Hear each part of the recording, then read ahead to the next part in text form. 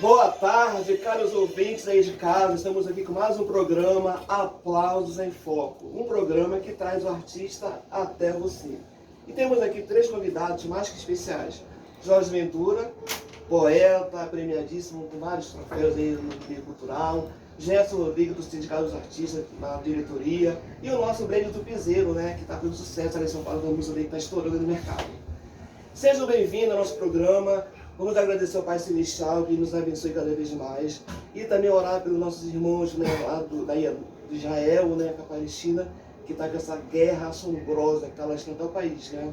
Vamos orar muito por eles. Então vamos começar o programa conversando com o nosso amigo Jorge Ventura, nosso parceiro de trabalho, né, que vai nos contar um pouco da sua história, né, essa carreira literária, né? Tudo bem, Jorge? Seja bem-vindo. Tudo bem. Bom, primeiramente queria dar aqui o meu boa tarde a você, Rony Prata, o grande comunicador do programa Aplausos em Foco, e fazer minha saudação aqui de boa tarde também a todos os ouvintes, internautas aqui da Rádio Art Show.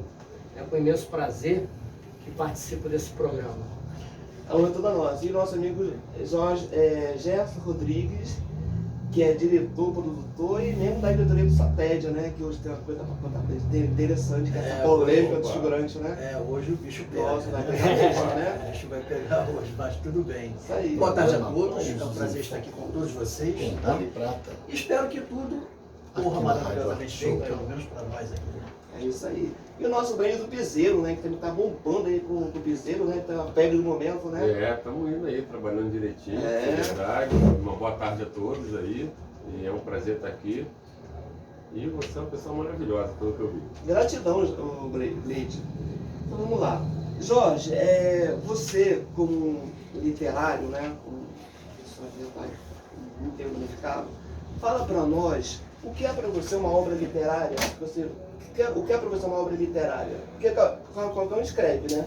Mas aquela obra literária tem um quê a mais, não tem? O que é para você uma obra literária? Na verdade, uma pergunta bem ampla, bem aberta, que requeria, aí, no caso, aí, uma resposta também ampla, mas eu vou tentar sintetizar. Eu, por exemplo, na minha bibliografia, eu tenho também alguns livros de cunho jornalístico, né, porque eu também sou jornalista. Então, eu não os considero, né, livros de cunho literário, porque são livros de pesquisa, são livros que têm a primeira função, a principal função, que é informar, né? Que é ampliar o conhecimento do leitor para aquele determinado assunto. Um livro de cunho literário, ele vai além, né? Além de ele aumentar o vocabulário, pelo menos a gente espera isso, né? Uma boa literatura faça com que a pessoa amplie seus horizontes na questão vocabular, mas que ele também possa, de alguma maneira, mexer com esse leitor, transformar o que eu chamo, que a literatura tem uma das funções, que é transformar realidades adversas. Então, ela reúne características, né, na literatura. Uma obra literária ela tem que ter um conflito, uma trama, ela tem que mexer. Você tem que sair transformado de uma leitura, após uma leitura de um livro de cunho literário.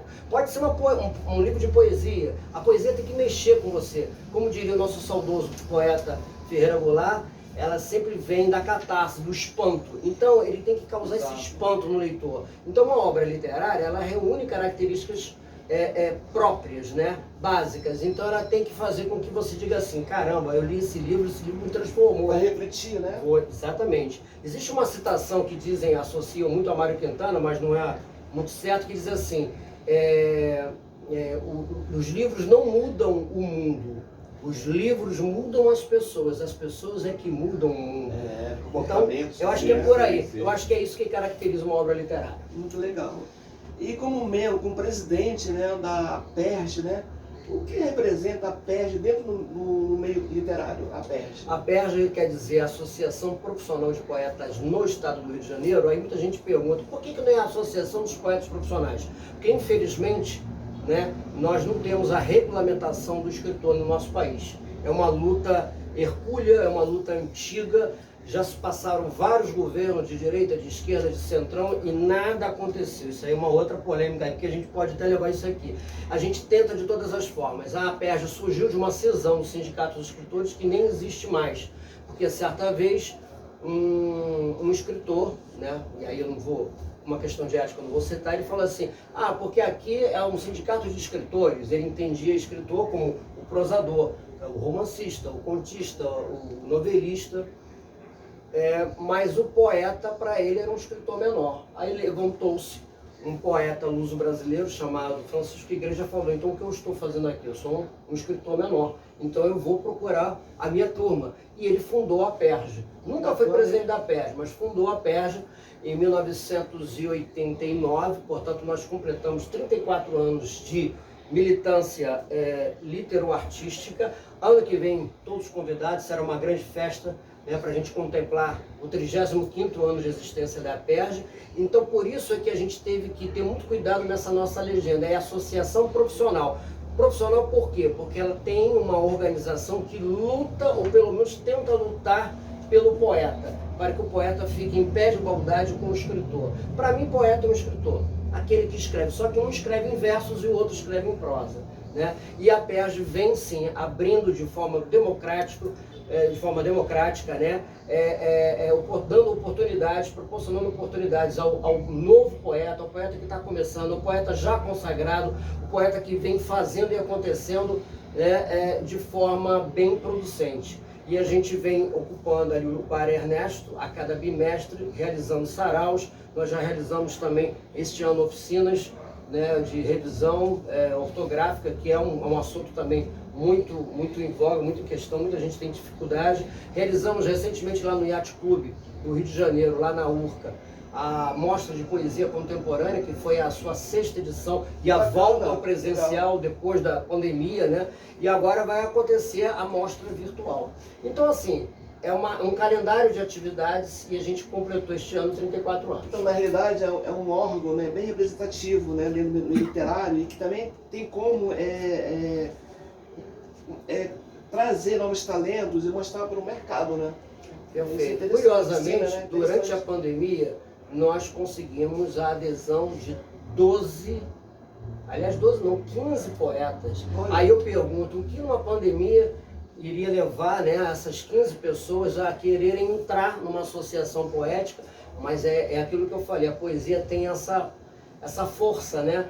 Era um período que nós estávamos de isolamento social, precisávamos extravasar de alguma forma. Muita gente publicou online, publicou e-books, né, livros digitais, nesse período que estava tudo fechado, e eles tinham que, de alguma maneira, eu mesmo fui um deles, né? Eu lancei um e-book no período de 2020, porque era uma maneira de extravasar todo aquele sentimento adverso. Até porque, na realidade, o literário, o poeta em si, o escritor, está sempre escrevendo, né? Sempre buscando inspirações no escrever, né? Isso é legal. Perfeito. É o nosso ofício, né? A nossa forma de comunicar. Mas como ator também, né? Está sempre reciclando, né? E interessante, ao contrário do que muitos pensam, não é só na alegria, pelo contrário, acho que as grandes obras vêm justamente da amargura, da solidão, da tristeza, que são temas recorrentes, né? E também nasceu o roteiro, né? O nosso roteirista lá também. É a mesma coisa, história, né? No dia a dia. É uma forma diferente de escrever. Exatamente. Ô Jorge, você tem vários livros publicados, uns até premiadíssimos, né? No exterior, né? Sim. Dentre os que você escreveu, qual que te tocou mais assim, profundamente, assim, positivamente falando? Ih, rapaz, é porque eu tenho uma história muito especial com cada um deles, né? Então, assim, eu sempre digo que o meu melhor livro é aquele que eu ainda hei de publicar. Eu sempre uso o tempo nominal gerúndio, eu estou aprendendo, eu estou produzindo,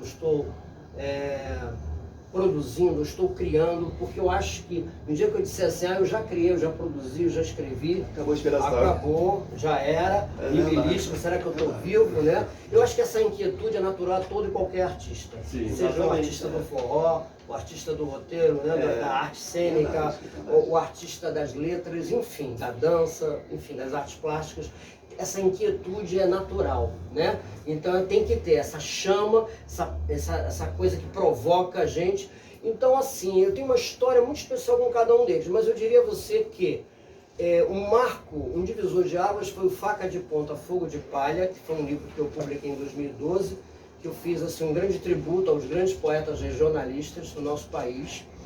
E um livro que causou realmente uma sensação muito grande, que foi o Reverso do Morcego, que eu juntei justamente, consegui unir a cultura pop no gênero histórias em quadrinhos com literatura no gênero poesia e fazer essa ponte. né? O Reverso do Morcego foi o primeiro livro. Eu já tinha participado de outros concursos literários, conquistado alguns prêmios em alguns poemas isolados, mas foi a primeira obra contemplada na minha carreira, que foi o Reverso do Morcego. Então acho que foram dois livros que me chamam muito a atenção, né? Ô Jorge, quais são os requisitos para escrever um bom livro? O que você diria para quem está começando? Então, é muito natural, nas oficinas que eu tenho a oportunidade de realizar, né, todo jovem, ele é rebelde por natureza, né? Então ele quer o quê? Desconstruir, né? Então ele quer inventar o ovo de Colombo, reinventar o ovo de Colombo, né? Então eu sempre digo, olha só, vamos estudar a base, nem no teatro. Não adianta você falar de contemporaneidade no teatro se você não for lá atrás, né? Vai lá na Grécia, lá, entendeu? Tem que entender aquilo que foi a base, o esteio, o fulcro, até para dizer, olha, isso ficou lá atrás e agora eu quero fazer diferente. Então o jovem escritor, ele costuma dizer, pô, esse papo aí de soneto, esse negócio aí de rimar, métrica, pô, matemática na poesia. Realmente, a poesia contemporânea hoje, ela não obriga a rima, ela não obriga a métrica, né? Mas ela obriga uma coisa que é fundamental, que isso é sine qua non. É ritmo e imagem. E ritmo, você que é do forró, ritmo, música, não tem jeito, é matemático. Você tem um passo, não tem jeito. Por mais que não seja aquela matemática que a gente chama assim, para quem não é das exatas, né? Aquela coisa meio chata, por saber de equação, mas você tem que ter o ritmo, porque é aquilo que vai cadenciar. Porque, por exemplo, o gênero lírico, para muita gente não sabe, né? O poema é lírico, é porque vem ao som da lira, né? Lá na época dos menestréis, eles recitavam os poemas ao som da lira. Isso fazia os versos ficarem mais líricos. E lira, para você tocar um instrumento, você tem que ter essa coisa do ritmo e a imagem. Tudo é uma pesquisa, né? É um conhecimento profundo então, que você está fazendo. O recado que eu dou para quem começa é o seguinte: não adianta desconstruir. Você tem que primeiro saber construir, até para dizer, agora eu sei construir, não quero isso para mim. Então tem que estudar o parnasiano, sim, tem que saber o que é um soneto, o que é um soneto britânico, um soneto português, que nós pegamos ali, bebemos da fonte ali de Camões, né? Um soneto camoniano. Então, tem um soneto shakespeariano. Então é isso, mas isso aí para mim hoje não pega, é chato. Então vamos fazer diferente. Aí sim você está preparado para escrever. E humildade é sempre bom. Exatamente, humildade é bom em todos os setores, né, profissionais. Exatamente. É a base. Isso aí. E o que é muito difícil hoje em dia. É muito difícil. As pessoas lançam um livro e já acham que Sim. os deuses não tem mais nada que aprender, É né? verdade. E você aqui de casa pode mandar suas perguntinhas para os nossos entrevistados aqui, que eles vão responder com todo carinho para vocês. Jorge, você recebeu várias menções honrosas no seu trabalho, né? Você sabe que o brasileiro não tem o hábito de ler. Infelizmente é uma grande verdade, né? Como é que você vê essas premiações aqui no Brasil, né? Mas no Rio de Janeiro, falando especificamente. Desculpa, tá com a emoção de falar essa pergunta, que me toca muito. Porque eu ler, qualquer pessoa que tem um pouco de cultura tem que ler, né? Até para dar uma entrevista, né? Para ter um argumento, né? Quando estiver numa situação constrangedora, né? Tem que ter uma base de cultura, né? Tem que entender. E começa a falar em cima de leitura, tudo, né? Começa a falar leitura. Não adianta só ler, tem que entender. Exatamente. Não, ler e entender, exatamente. Compreender o que está lendo, para depois você vivenciar no dia a dia. Como é que você vê essas menções honrosas como escritor dentro do Rio de Janeiro? Então, eu acho que são duas perguntas numa só, né? Isso. Eu acho assim, quando a gente fala que o Brasil não lê, muito menos poesia, que eu acho que a gente chega lá nas menções honrosas, Tem um preconceito, é muito lamentável isso, porque as pessoas às vezes associam, ler, aí associa a literatura. Mas se você for um engenheiro, um médico, um advogado, se você for um contador, se você for um ator, você tem que ter como base a leitura. Exatamente. Senão você não vai se formar em absolutamente nada. Nada. E só leitura, você só escreve bem se você lê bem. Você só escreve muito se você lê muito. Se você lê pouco, você vai escrever pouco. Se você não lê bem, não sabe ler, né, ou não entende, você não vai saber o que você está escrevendo e certamente não será um bom profissional. Então, nós comemoramos agora, né, o Dia do Mestre, dia 15, né? Muita gente falou, porque a profissão das profissões é o mestre. E realmente, é a tia lá no jardim, né? É ali que é o começo, é ali que vai, né, dar o caráter, o despertar, né? O despertar vocacional de cada qual. Cada mestre, né? Passando do fundamental para o ensino médio até chegar em nível superior. Então, quando a gente fica, né, ouvindo isso, o brasileiro não lê, muito bem.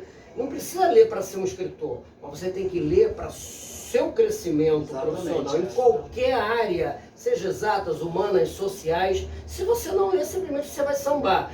Agora, essas menções, guardadas as devidas proporções, existem prêmios e prêmios, mas aqueles, de um modo geral, eu acredito o seguinte, é uma forma de incentivar aqueles que escrevem, aqueles que produzem, porque a gente não vive disso. O escritor não vive da sua... esquece esse padrão Paulo Coelho, é milionário, isso aí não, isso é um outro mundo. Quase 1 milhão. É um outro mundo. Isso é uma utopia, né? Isso é uma coisa que aí envolve uma máquina forte de marketing, e aí um contrato que você... Aí a gente vai ter um programa só falando sobre isso. Mas hoje, eu, por exemplo, em todos os meus 11 livros, só teve um livro que eu não tirei do meu bolso para eu investir no meu próprio livro. É uma vergonha isso, né? Até dizer isso, né?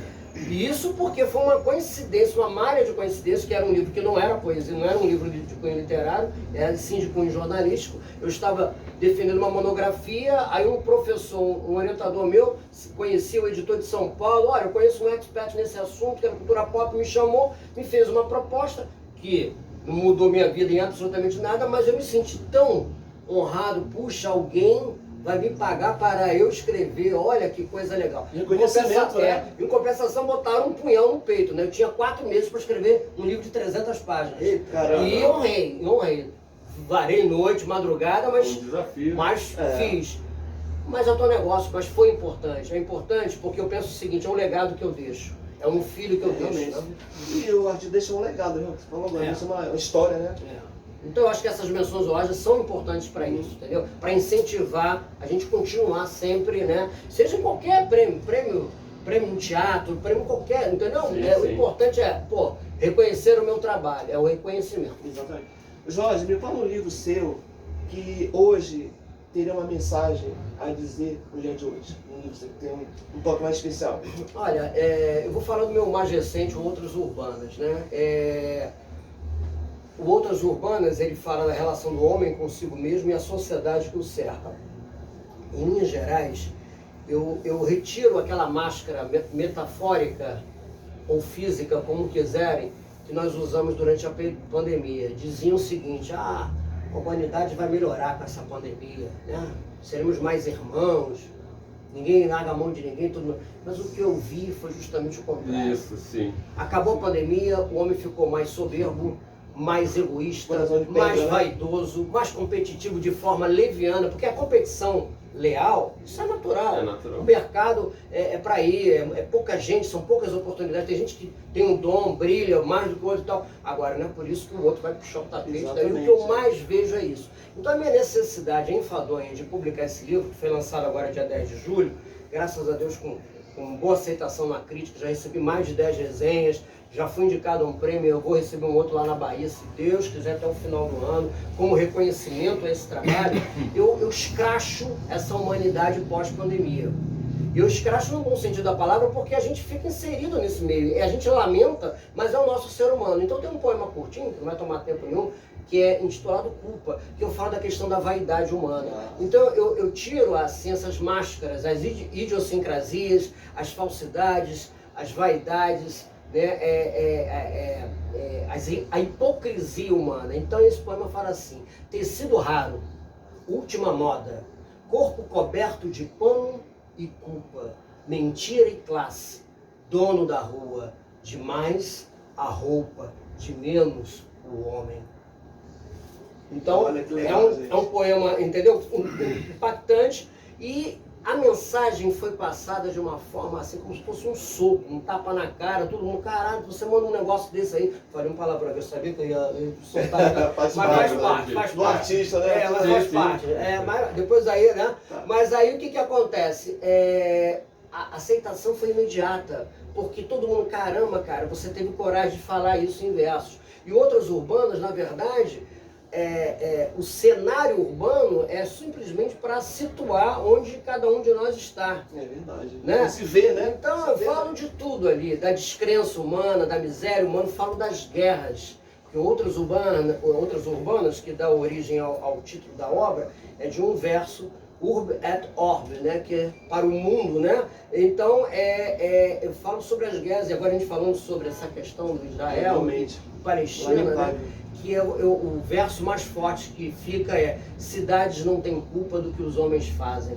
E a gente vê mesquitas, né, prédios, e aí prédio não é tão importante, não é mais importante que o ser humano, as vidas que estão sendo ceifadas, mas é tudo ali um cenário de terror, é sangue, é explosão, é demolição, ou seja, nada daquilo, né, tem culpa da ganância, da cobiça do poder, da tomada, entendeu? Enfim, é lamentável isso.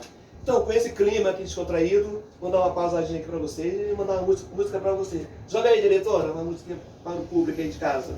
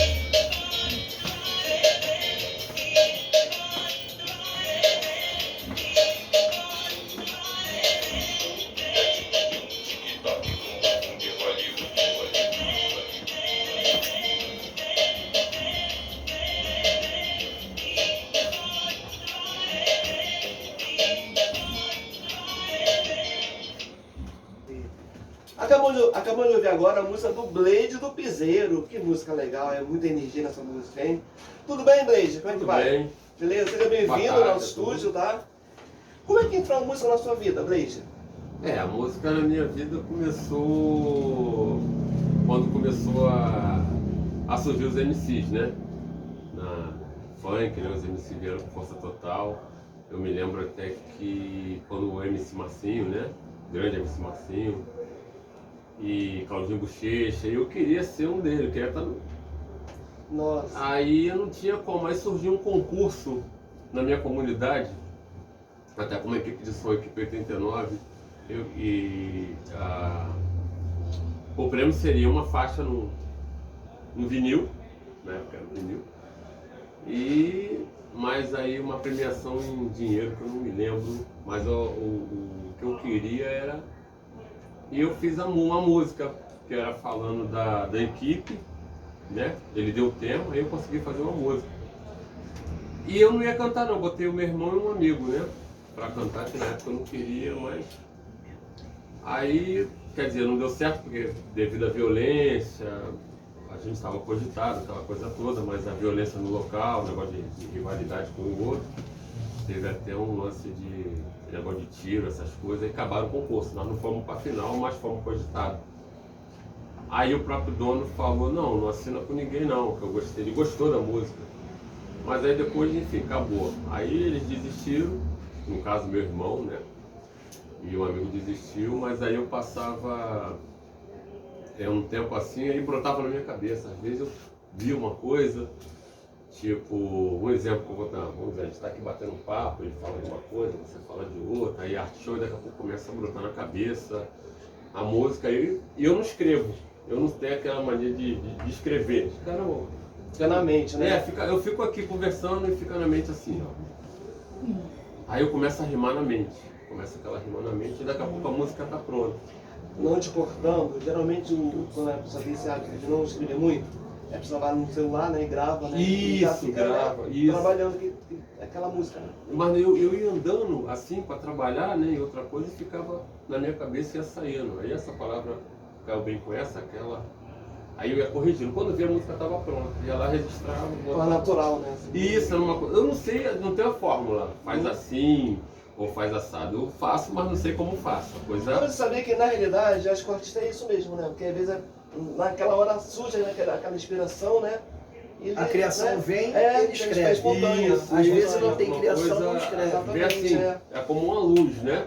Coisa de Deus mesmo, né? E lá você vão quantos anos de carreira?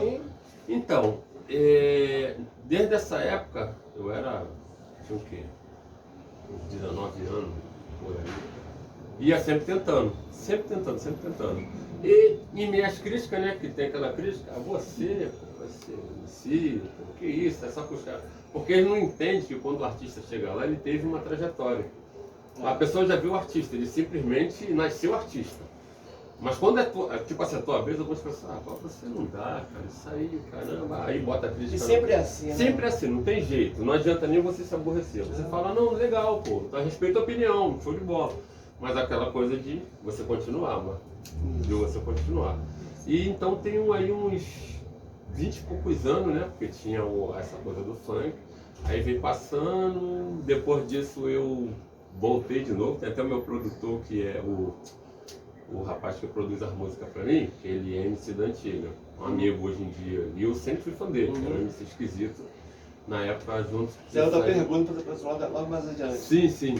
Então o que acontece? Eu sempre ele produzia, e ele falava pra mim, pô, engraçado, eu acho legal que você não desiste, mas é aquela persistência, aquela coisa... Ele está em você mesmo. Isso, daqui a pouco quando vê, o cara desistiu, daqui a pouco tu tá de volta. Aí o cara Ô, "Você cara Blade, chato." e como é que surgiu esse nome Blade do Piseiro? Olha que nome forte, né? Blade do Piseiro. O que acontece? Isso aí é uma... Todo mundo me faz essa pergunta, é uma pergunta bem interessante. O que acontece? O nome Blade veio do... Caçador de vampiros. Isso, Wesley Snipes. Por quê? Na época, eu gostava muito... Eu gosto muito da roupa preta. Então, na época que saiu esse filme, a pessoa viu uma semelhança minha com ele. Porque eu gostava muito de usar óculos escuros e cortava o cabelo disfarçado e andava muito de preto. Aí o pessoal sabe que apelido é fogo. Na época eu nem gostava. Olha o Blade aí, que anda de dia, não sei o que. Aí pegou o Blade. Aí ficou o Blade há um tempo atrás. Encaixou legal, né? Encaixou. Aí o pessoal, o Blade. Aí na dança de salão também ficou Blade, essas coisas. Quando veio o lance do piseiro, o cara ele canta piseiro. Vai cantar piseiro? O cara ele MC pra cantar piseiro. Mas justão perfeita, né? Isso, mas o que eu fiz? Eu fiz o piseiro na minha visão, entendeu? Eu peguei a inspiração de alguns, eu falei, eu vou criar uma coisa que eu agregue, vai agradar aí, a gregos e troianos, embora a gente não consiga agradar todo mundo. Mas o que eu queria pegar? Tipo assim, a pessoa da terceira idade gosta, a criança gosta. Eu estava atrás de uma coisa, de uma música que tivesse cara de sucesso e agradasse, e foi o que aconteceu quando eu produzi essa Bumbum de Hollywood. Todo mundo gosta dessa música. Inclusive, aproveitando o ensejo, ganhou nas 10 mais no programa do França, 10 mais pedidos, de São Paulo. A TV Faz, né? Bacana, sim. Legal. Essa TV Faz é muito interessante, ela sempre está revelando grandes talentos, né? Sim. Bacana. Ô Blade, como artista, quem te causou o maior impacto na tua carreira, assim, que influenciou bastante na carreira? Em termos assim de inspiração, de um artista. No trabalho em si, na inspiração, no retorno, na mídia, no trabalho, em todos os sentidos. De referência? Referência. Tive várias. Além dos MCs, que eu queria ser, eu sempre fui muito bom, assim, gostava, não era muito de ler, né? Deveria, mas eu era sempre fui preguiçoso para ler, então... Até agora, né? Mas ele já tá fazendo mudar de ideia, a gente tem que seguir uma ideia que eu quero aprender, viu? Eu prometo que eu vou me redimir. Pro leitor. Que eu tava prestando atenção aqui nele falando e eu gosto de aprender, sabe? De fuçar aonde é aquilo que eu não conheço, entendeu? Então, voltando, eu gostava muito de ver filme. Em contrapartida, eu gostava muito de ver filme e ver o que o cara passa no filme, né? Ver o que ele transmite no filme. Então eu vi esses filmes desses caras que era rapper, que eu sempre quis ser rapper também, inclusive Racionais aqui e lá fora, né? The 50 Cent, eu vi a história do Eminem, esse mesmo Fique Rico Morra Tentando, gostava dos estilos, até que eu gosto de botar esse estilo aqui, inspirado. E a sua marca. Isso, eu via eles e eu falava, caraca, vai ficar legal em mim. Então eu tinha já essa fissura para misturar, assim, minha identidade. Então eu queria fazer alguma coisa, só que o piseiro foi uma coisa que esbarrou. Ficou, né? Isso, eu estava na caminhada, o piseiro veio. Blaze, me fale para os seus ouvintes, seus fãs, qual é o seu maior desafio como artista e como você lidou com isso? Como você enfrentou esse desafio? Qual a lição que deixa para você? O meu desafio como artista era aquilo, fazer uma música, como eu te falei, que tivesse aquela cara de sucesso, de olhar assim e falar, não, essa aqui... Mas todo artista quer, né? Sim, fazer sim, sucesso, o que é muito difícil, porque a gente aposta numa, ficou legalzinha, a outra, ficou legal, não ficou ruim, a outra ficou ruim, eu não quero saber, mas aquela que você fala, caraca, é isso? Mas peraí, eu tô sendo influenciado porque a música é minha, vou testar. Aí começar a botar a música, todo mundo a gostar, e isso foi um Agora, fale dessa premiação né, em São Paulo, como é que foi essa emoção de ser premiado, que é muito mais tocado, o que você tem a dizer para a TV Faz? Foi muito bom, porque foi uma oportunidade que eu tive, né? Através da Flávia, do Francis, né? E foi a diretora, né? Flávia, isso, e eu conheci a Flávia através da Dona Elô, que eu trabalho com negócio de dança de salão. E tive a oportunidade de colocar a música no programa do Francis, nas 10 mais, né? Mas não foi aquela coisa de falar assim, cara, eu queria participar, eu queria ver tocando ali, o Francis falando, ó pessoal, vamos votar, e aquela coisa toda, e adrenalina e ansiedade, né? Não tem jeito, o artista ele fica... E o Francis tem essa coisa de saber, né? Ver o talento daquela pessoa e tem essa acessibilidade, né? Sim, ele tem. E aí eu ficava ali, a Flávia, e me comunicava mais com a Flávia, né?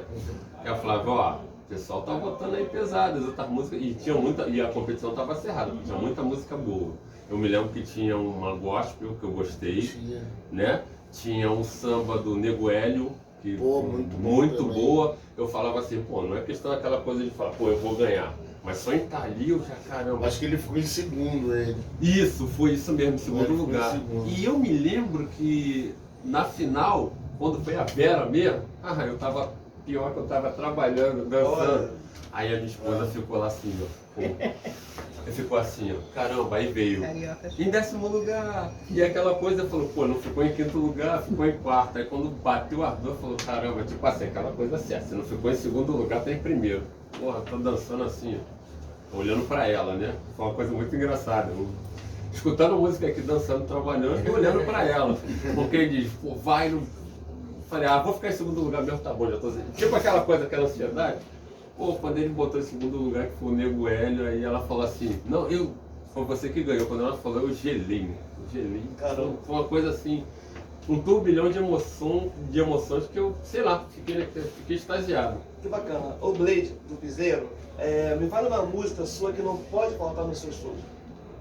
Se puder cantar uma capelinha pra gente, será legal. Olha, que não pode faltar no meu show. Com certeza, bumbum vai sair. Dá uma palhinha pra gente. Todo mundo tem uma, né? Sim, vamos lá. Agora, agora. Ao vivo agora, gente. Então vamos lá.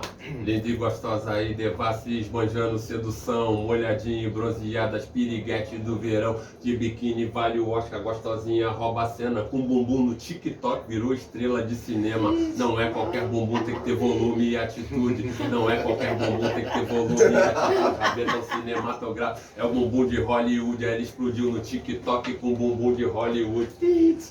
Então boa dele, Jefferson. Então boa dele. Isso aí. Mas aí. Olha, cadê a o nosso tempo já está quase se esgotando aqui. Vamos falar rapidinho os recadinhos aqui dos ouvintes que estão aqui tudo ligadinho. Para poder dar o tempo dele ali, porque isso aí. A gente está apertado. Rapidinho, vamos lá. Valéria Lima, de Santana do Livramento, Rio Grande do Sul. Rony Prata, parabéns pelo seu programa, estou amando, beijos. Sandra Pereira, do ABC Paulista de Mauá. Curtindo o programa Aplausos em Foco e gostaria de fazer uma pergunta para você, Rony. Como você está se sentindo como locutor? Pois eu acho que você manda muito bem. Ótimos entrevistados. Juliana Almeida e Renata Augusto. Estamos aqui em Florença, na Itália, ouvindo pela segunda vez o programa Aplausos em Foco. Nós somos fãs da Rádio Art Show, pois sempre nos traz boa qualidade de entretenimento com entrevistas maravilhosas. Beijo para todos e muito sucesso. Marcos de Bangu. Rony, você é o melhor. Teu programa tá muito show. Top. Abraços. Verinha do Irajá. Estamos todos reunidos aqui no Bar do João, tomando nossa serva bem gelada e te ouvindo, Rony. Manda um alô pra nós. Emília, Valdemar, Aline, Viviane, Luiz Carlos, Bufinha, Tinha e Pretinha toda boa. Estamos de lua de mel aqui em Bariloche, na Argentina, e ligadinhos no programa Aplausos em Foco. E ouvindo essa música do Bumbum, bem sugestiva. Bem sugestiva. Vão nos desculpar, mas foi bem afrodisíaca. E não resistimos e já sabe o que aconteceu, né? Manda beijo pra gente aqui, o casal apaixonado do Rio de Janeiro, Rafael Guimarães e Letícia. Essa rádio é sucesso, parabéns, e toca mais vezes essa música, hein? Esse piseiro é bom demais, e que voz maneira, bem Schwarzenegger, a Sala Vista Baby. Abraços do amigo Josué Santana de Ribeirão Preto, São Paulo, e vamos de bumbum sempre. E aí, ficamos com os recadinhos aqui. Segue daí que o tempo... Isso aí. Beijo, um grande prazer tê-lo conosco nesse estúdio. Realmente a sua música é muito boa, tem tudo para dar certo. Você está numa produtora muito legal, que está no mercado firme, forte, e para você um sucesso. Grato pela tua participação. E grande abraço pro Enzo, né? Que eu trouxe até aqui, né? Exatamente, um grande produtor, por sinal. E um grande amigo. Isso aí. Então vamos começar agora com o nosso amigo Gerson Rodrigues, que essa entrevista é especial demais. Você que é figurante, só fique ligado, hein? Aí. Gerson Rodrigues, diretor do membro da diretoria do SATED. Isso. Grande repercussão que está acontecendo, que é essa polêmica, meu amigo, das figurações de figurantes. O que você tem a dizer para nós sobre isso? Para começar, existe uma lei chamada 6.533 de 1978, que consta dentro do Estatuto, que todo profissional da área, seja figurante, técnico, qualquer coisa, tem que ter registro profissional. Então, quer dizer, é uma profissão, para começar. Coisa que não foi respeitada por um longo tempo, por agências, por pessoas desinteressadas, pelo próprio figurante não querer se profissionalizar, achando que era uma coisa banal, mas não é uma coisa banal. Essa pasta me foi dada na gestão anterior, do Jorge Coutinho, mas ela começou realmente a ficar muito forte agora na gestão do Hugo Gross, como presidente do Sindicato dos Artistas. E eu estou fazendo valer isso. Antigamente, a emissora, que é o patronal, ele sempre foi correto com as coisas em relação a qualquer tipo de profissional. O que destrói a situação ali é a conduta do profissional e também certos agenciadores que não respeitam, não o profissional, mas o ser humano. Trata ele como se fosse uma coisa qualquer. E não pode ser feito dessa forma. O cachê que é pago ao figurante, vamos dizer assim, é um cachê irrisório. Ele estava sendo pago a R$52 e alguma coisa. Legal. Uma coisa péssima. E nós brigamos e conseguimos passar isso junto à TV Globo. Até agradeço a emissora por ter nos ouvido. E passou para 100 e a intenção é aumentar cada vez mais. A Record não obedece isso. A Record quer fazer as coisas que acha que pode fazer do jeito que quer. Casablanca, no caso, né? Casablanca, mas eu tenho que culpar a Record, porque o culpado não é a mesma coisa, não. A Casablanca é uma produtora contratada pela Record para fazer a dramaturgia da emissora. Então, mas quem assume a responsabilidade é a emissora, não é Casablanca. Então, estava havendo um tratamento muito ruim. E eu juntei provas provas mesmo. Concretas. Isso. E entramos com um processo contra a emissora e contra algumas agências que não respeitam o profissional. Pagam quando querem, como querem e se quiserem pagar. E não é assim que a banda toca. Mas para isso, o profissional precisa ter registro profissional para ele poder brigar. E eu falo, o sindicato dos artistas, você não é obrigado a ser sindicalizado, correto? É como um clube. Se você é sócio do clube, você tem direito a tomar banho de piscina. Se você não é sócio, você não vai tomar banho de piscina. O sindicato pode pegar a sua denúncia, mas ela não vai poder fazer nada, a menos que você seja sindicalizado. Aí nós usamos o nosso jurídico para poder botar para frente, entendeu? Então eu estou brigando para poder ter a situação melhorada para esses profissionais, entendeu? O presidente me deu total liberdade para isso, para fazer essas coisas. Eu estou fazendo, graças a Deus, está dando certo. Mas eu preciso de um número expressivo de figurantes profissionalizados. Eu não digo nem sindicalizados, mas profissionalizados. Outra coisa, não se paga absolutamente nada para poder tirar o registro profissional de figurante. A não ser, por exemplo, nós temos todas as últimas quinta-feiras de cada mês a reunião com os figurantes para eles trazerem os problemas deles. Nesse dia, a gente faz aquela promoção de figurante zero. Quer dizer, ele não paga para poder entrar. Outros dias não. Outros dias é uma coisa normal, entendeu? A gente faz isso com a figuração. Mas isso não acontece só com figurante, não. Isso acontece com atores também. Tem uma polêmica grande que eu sei que vai me perguntar isso, mas eu vou responder que é para resolver logo o problema. A respeito de certos profissionais que não têm registro de ator e está trabalhando numa novela. Houve um caso recente, que é a Jade Picon, que nós embarcamos. E agora também vai ver a Rafa Kalimann também, né? Não, calma, vou chegar lá. A Jade Picon, o que aconteceu com a Jade Picon? Ela não tem registro profissional, ela era ex-BBB. Ela não era uma atriz. Então ela está tirando o lugar de um ator. Mas existe uma coisa dentro da lei que dá direito, que é a participação especial, ou seja, uma autorização que nós somos obrigados a dar para aquele profissional trabalhar naquela determinada novela. Porque se eu sou o dono da emissora e eu quero você trabalhando, eu não quero saber se você tem registro, eu quero você.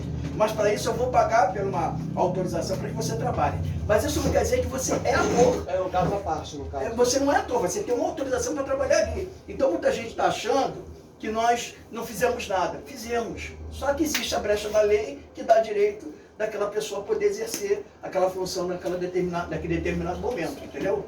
Tem essas coisas todas que acontecem dentro da profissão. A nossa intenção é tentar trazer o profissional para dentro do sindicato, mas se não for possível, mas que pelo menos ele se torne um profissional devidamente registrado.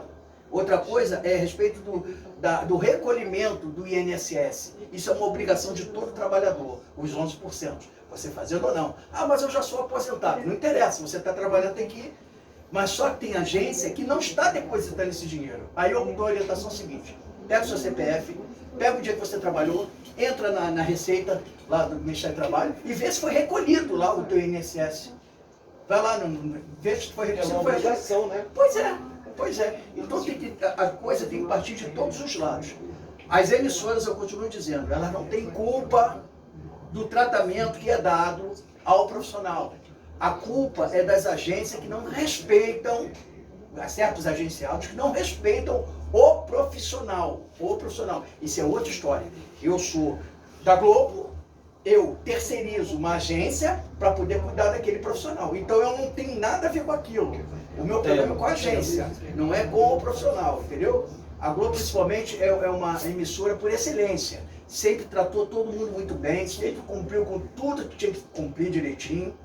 Infelizmente, por causa da Casa Blanca, a Record está nessa situação. Está sendo processada e outras agências estão sendo processadas pela falta de pagamento dos profissionais que trabalharam na determinado produto. Gerson, eu vou abrir aqui um adendo aqui, abrir o protocolo aqui. Tem uma pessoa aqui... Estou respondendo rápido porque eu sei que eu tenho pergunta. Eu entendi. E ela é atriz, tem DRT, já viu que trabalha como figurante, que eu acho isso absurdo. Ela é atriz para papel de figurante. Ela quer te fazer uma pergunta, eu vou abrir essa exceção para ela, que é a Neuza Costa. Você pode fazer, não? Prazer, eu sou Neuza Costa, sou sindicalizada, tá? Então, sobre a história aí da agência dizer que eles pagam aquele negócio lá, aquela taxa lá pro INSS, eu posso te garantir que é mentira. Sabe por conta de quê? Gerson, eu fiquei 3 anos na Globo fazendo figuração consecutiva, 3 anos. Quando eu entrei, eu já tinha meu DRT. Entendeu? Então, na época, eles pagavam 40, 42 reais. Era isso que eles pagavam. E ainda tinha aquele tal de desconto lá, que eles diziam, alegavam que era pro INSS. Fui olhar, nunca recebi um centavo. Mas eu acabei de responder agora. Exato, Você nunca, tem que nunca. pegar, você tem que pegar o documento, você entrar no Ministério do Trabalho. Hoje em dia eu não faço mais. Lá no INSS, e lá no site e procurar saber. Aí você vai saber se foi recolhido ou não. Se não foi recolhido, você vai à agência e reclama. Se a agência não reclamar, você não resolver, você sendo sindicalizado, você traz o assunto até nós e nós vamos tomar providência. Se por acaso você não for sindicalizado, você pega e você vai junto ao departamento pessoal da emissora e reclama. E eles vão tomar atitude. Eles vão fazer, eu te garanto que a Globo vai fazer a agência de pagar. Outra coisa ridícula que eu não aprovava era que a gente, figurante mulher, quando a gente ia no banheiro fazer um xixi, eu sendo mulher e as outras meninas figurantes, e aí ia um agente, ia um fiscal, homem, ficar de plantão na porta do banheiro, enquanto a gente fazia xixi. Isso aí é uma coisa que tem que levar dentro, por exemplo, a nossa reunião é toda última quinta-feira. Você tem que levar esse caso pra gente, nós vamos analisar todos os fatos. Outra coisa, eu estou escutando a tua história, mas eu tenho que escutar o lado de lá também. Eu não sou juiz, quem julga é um juiz. É Eu apenas eu passo para o jurídico todas as suas reclamações e vai ser tudo ali visto naquele momento o que vai se fazer. É como você entrar com uma ação na justiça, mas eu estou certo, entra. Se você tiver certo, você vai ganhar. Se você tiver tudo, porque contra como é que é o termo que a gente usa? Contra fatos, Não tem argumento. Não tem argumento. É. Não há fatos, não há argumento. contra fatos não há argumentos. Então vai estar tudo provado ali direitinho, entendeu?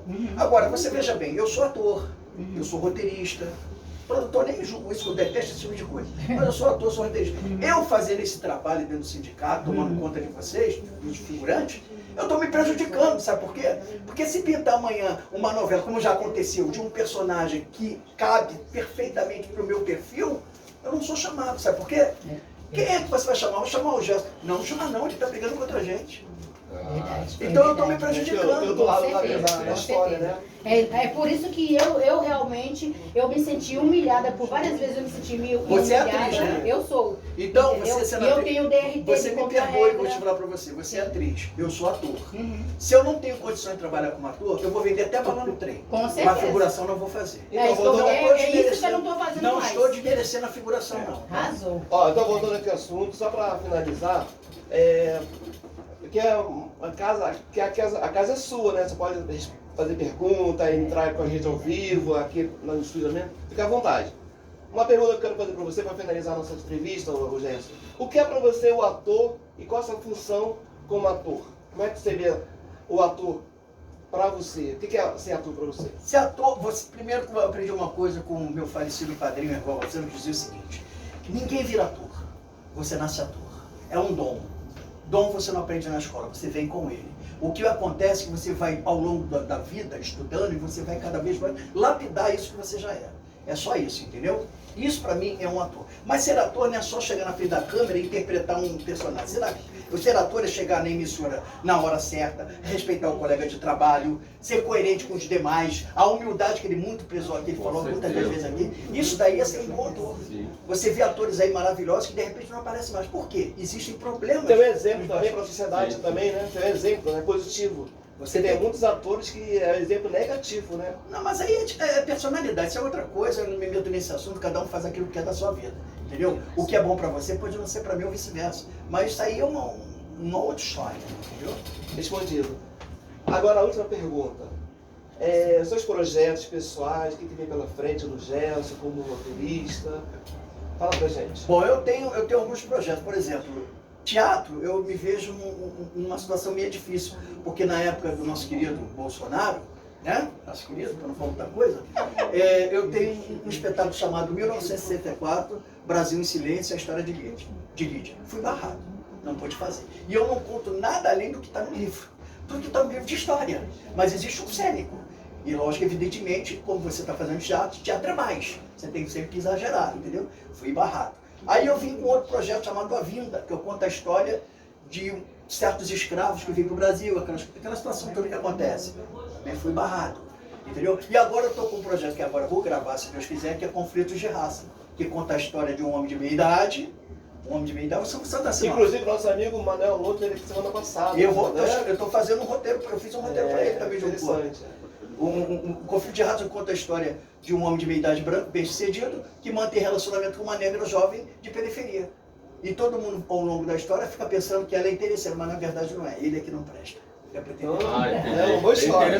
Bem interessante. Uma mensagem para os seus fãs, seguidores e os seus contatos. Bom, só vou dar aqui, eu vou dar aqui o meu Instagram. É Gerson Rodrigues Oficial. Gerson Rodrigues com H, tá? Gerson Rodrigues com S no final, Oficial. Esse é meu Instagram, ok? Meu telefone é 994-21994-130224. Quem tiver qualquer dúvida, quiser me procurar, pode me procurar. Se quiser outras vezes falar a respeito desse assunto, que foi muito rápido, né? É uma coisa Vou muito marcar outra breve. entrevista, a segunda parte. Brenda, seu contato você não deixou para os seus fãs? Eu vou deixar aqui, eu vou pegar aqui no celular porque eu sou uma guardar de cabeça. 219 219 69 35 30 99. Enzo Copacabana. Maravilha. Pessoal de... Pode falar, desculpe. Um Insta, eu lembrei que ele falou. É Blade do Piseiro. Esse é o mais simples. Oficial, Blade, né? Blade do Piseiro, vai entrar lá, vai ver meu trabalho. É EI, né? É como se pronuncia. Blade. Não, B-L-A-D-E. Ah, é? Porque eu falei pro Enzo, ele falou que por causa do... Porque ficou aquela coisa Em azul. inglês é isso mesmo, quando você tá Blade. Blade com L-A, exatamente. Mas me chamou a atenção porque é I, né? mas eu peguei do Enzo, Blade. Olha, pessoal de casa, obrigado pela sua participação conosco nesse programa tão alegre, festivo, né, com muita energia. Quem me perguntou como é que eu estou me sentindo, um pouco nervoso com esse segundo programa que eu estou fazendo. Mas estou muito feliz porque sempre trago pessoas positivas, com conteúdo e sempre o melhor para vocês, tá? É isso que eu me sinto, muito aprendendo ainda com vocês, com meus entrevistados. Mas sempre é favorecedor para mim, tá? E um abraço para todos vocês. Gostei daquela mensagem do afrodisíaco, hein? Realmente essa música é bem afrodisíaca mesmo, tá bom? Obrigado pelo carinho. Exatamente, um abraço para vocês. Até semana que vem. Valeu, Cláudio.